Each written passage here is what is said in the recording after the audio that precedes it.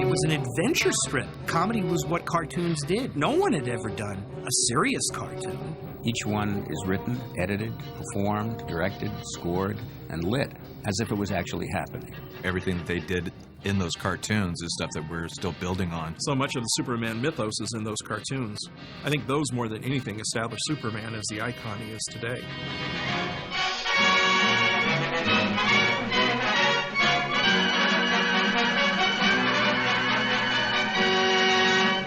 My father was a pioneer in animation and a great innovator, great artist, and really gave cartoons the movement and flexibility that we see today. I think then, as now, you have your A-list animation studios and your B. And at the time, I think that, you had Disney, of course, was always the tops. But the Fleischers were number two, really, throughout the 30s, with the Warner's cartoons coming up very fast. The Fleischer studio consisted of Max as the producer and his brother Dave, the director, and another brother was in the sound department and the music department, and they had brothers all over. Max Fleischer was a cartoonist in the early part of the 20th century, and he also liked to invent things. He was an inventor. And in fact, at one point, he was the art editor of Popular Science magazine. So when he got wind of animation, which of course in the early teens was in a very crude beginning stage, it seemed to be a perfect marriage of all of his interests, of the science, the technology, and the art, and the cartooning. It wasn't just cartooning. It was using mechanics and technology to make cartoons move.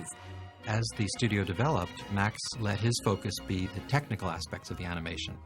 After a cartoon was finished, Max would often screen the film, and Max would say, well, now, boys, you could have done this here, and the animators looked upon him as a father figure, whose advice they really valued. Max, of course, was a perfect gentleman all the time. I never heard him raise his voice. And they were a very talented family, each one of them. Dave, I consider him the best gag man I ever knew. Dave Fleischer really enjoyed the storytelling aspects, and as director would discuss ideas and gags. So the two were actually a perfect match. Max came up with this idea, which was, he thought, a cheaper way to make cartoons, which would be to photograph live action and then trace over it. He invented a machine called the rotoscope, which is still in use in every special effects house in the world. And that made a complete change in the look of animation. He used it to make his first series of cartoons, Coco the Clown, and that put him in business. He actually had a cartoon series in movie theaters, Out of the Inkwell. The clown appeared as a cartoon along with my father, who was live action. And the two played together and had adventures together. But his most popular creation is Betty Boop. And Betty Boop's still going strong. He produced the Popeyes. He brought Popeye from the comic strip onto the screen, where the character became even more popular than it did as a comic strip cartoon.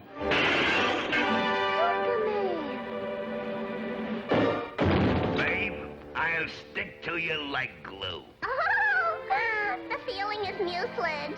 The Fleischers felt like they were doing stuff that they lived or that they saw in the streets. It had more of like a vaudevillian or burlesque kind of quality to it. They were really earthy and street. They didn't have college degrees. These guys came from the city, from the Bronx, and they had city humor. And the Popeye cartoons and the Betty Boop cartoons reflect this New York City sense of humor, which the guys out on the West Coast, the Looney Tunes guys and the Disney guys, they were all highbrow. Lois, the old island looks just as good as ever. That's right, Clark. Thanks to Superman. Popeye was, of course, adapted from a comic strip, and that was working for them. And the biggest comic strip to come out of the late 30s was Superman. Paramount got Superman and gave it to the Fleischer studio. The Fleischers didn't want to do the Superman cartoons. The story that Dave told was that to dissuade Paramount from the difficulty of doing such a project, he asked them for an enormous amount of money. They knew it would be a huge challenge, and they didn't want to do it. And Dave outright, no, let's not do this. So he threw a number at Paramount that he never thought they would accept. And Paramount went, okay, let's do it. I guess they realized that Superman was that powerful and that big a presence because they were really gambling on the success of Superman. You know, they were very, very expensive cartoons for the day. They were doing things that nobody had ever really done before in cartoons. There was a lot of movement and crowd scenes and vehicles, you know, crashing into each other and buildings toppling over, and it all had to look real. When the Fleischer brothers started doing Superman, they were faced with the challenge of not only animating a character that was very popular in the comics, but also keeping it very true to that world, which was a serious world. The Superman comics had only been out for a few years at the time they did the cartoons. It looks very, very realistic and very, very believable. Superman! Are you all right?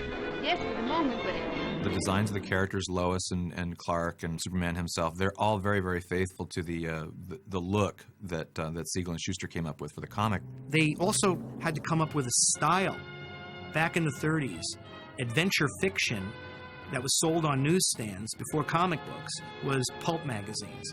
Magazines that sold adventures, Western stories, detective stories, heroic stories like The Spider and The Shadow. And they had these great lurid covers, beautifully painted, of dramatic incidents. And if you look at those pulp covers and you look at the first Superman cartoons, you can see that they were taking that feel of the pulp magazine and they were transposing it to the animated cartoon. The backgrounds in the Superman cartoons were extremely atmospheric. Animation was not a one-man job, you know. We had specialists do different things. We had some very good people helping. The special effects were fantastic. There are no cartoons that have been made since those Superman cartoons that are the equal of that. The look of the cartoons actually anticipates the look of film noir films. They're very, very dark and very, very shadowy and a lot of Dutch angles and very dynamic storytelling, which is stuff you take for granted in film noir school. Yes, Doctor. I've been feeling much better lately, but I'll be right over. I'll see you later, Lois. Doctor's orders. Doctor, my eye. The Adventures of Superman radio show began in 1940, I believe, as a syndicated show, and later on, the Mutual Radio Network picked it up. The voices in the animated cartoons included at least two of the principal voices from the radio show. Bud Collyer was the voice of Superman, and Joan Alexander was the voice of Lois Lane. Bud Collyer was the voice of Superman on the radio and was well known to people as that's how Superman sounds, so they got the real Superman to do it. Bob Maxwell, the producer of the show, told him, well, I don't want you to just test it out. See, you know. And they kind of conned him into it because, you know, the pilot sold and oh, that's it, you're our guy. The first moment when you see Clark about to transform to Superman and you hear Bud Collyer, who was the only guy in the world who could do that, when he starts out saying, "This looks like a job for Superman." And he just lowers his voice, and right away you get a transition. It also contributes to the illusion that maybe the people close to him would not recognize that the two are the same person. Uncanny how Superman turns up just when you need him. I didn't even get a chance to thank him. There's a myth that they came up with the look up in the sky, but that's actually from the radio. The look up in the sky, it's a bird, it's a plane, it's Superman. It's like from the first radio show. Faster than a speeding bullet, more powerful than a locomotive, able to leap tall buildings in a single bound.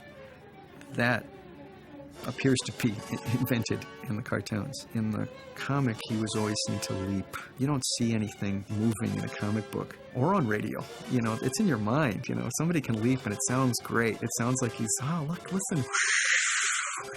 But he's leaping like, and it looks ridiculous. It looks really stupid. And they realize, okay, we got to stop this. They begged DC, can we make him fly? You know, yeah, sure, fine. Yeah, you can do that. And so that was adopted in the comics because people expected it. Of course Superman can fly. Look, he just did. So now he can fly. I don't believe it. He isn't human. An unsung genius of the Fleischer cartoons was the musician Sammy Timber. The soundtrack to that first cartoon in particular, Superman, is one of the greatest musical soundtracks. And in most of the Fleischer cartoons, it's carried a lot by the actions of the characters, the motivations of the plot, and the music.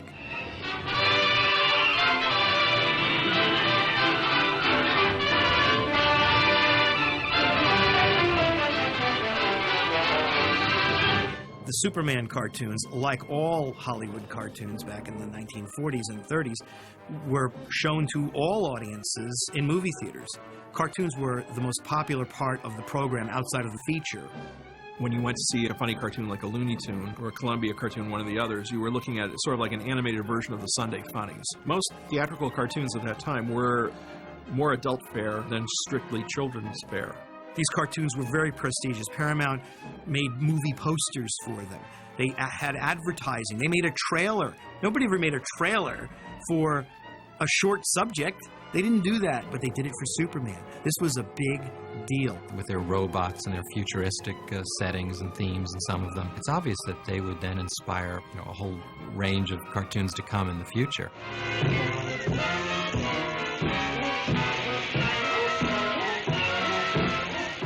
Theatrical cartoons for years and years and decades were simply cloning Disney. They were just trying to be another Disney film. So it really took the guys at Warner Brothers in the 90s to pitch doing a Batman cartoon in the style of these old Superman cartoons. With the Batman show, you could see quite an influence. When we started doing the Batman animated series, I was actually going to go with something a little bit brighter, gaudier, and a little bit more weird and stylized. But my boss at the time suggested that we look at the Fleischer Superman cartoons again. I think a lot of filmmakers today look back at those and go, that's pretty impressive. I know that when we did the Superman and Batman cartoons at Warner Animation in the 90s, those were a definite inspiration to us because we would look at them for staging and for pacing and for the idea of telling a superhero story without much dialogue. Superman cartoons were labors of love. They were light years away from even the Disney cartoons. To Paramount, they were probably the closest thing they could do to producing a live-action Superman series. They are just amazing to look at. No matter how much money we spend today, we're still never going to quite top that magic. Fleischers marched to a different drummer. And really, only the Fleischers could have done the Superman cartoons, and they were the perfect studio to get that opportunity. I think that for people who've never seen the cartoons before, they'll be like a buried treasure.